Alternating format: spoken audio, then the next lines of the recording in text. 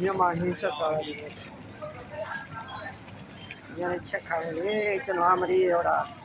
ကြွားမှာပြရစီရောက်တာဟင်းလိုက်ချက်ရအေးဆွဲကနာနေရနတ်တာနေမနော်ကြည့်စမ်းမ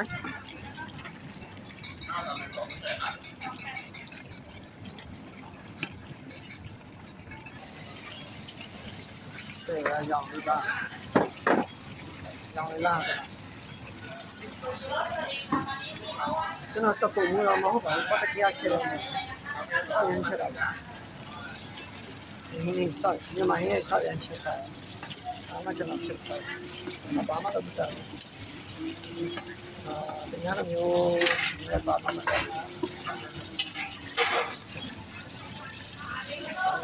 年吃了，那。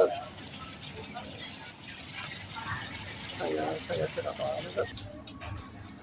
ပြီးတော့ချက်လို့ပြီးပါတယ်ဒီနေ့တစ်ခွက်ရပါတယ် Okay bye bye ကျွန်တော်ချက်တဲ့ဟင်းလေးတစ်ခွက်ရပါပြီ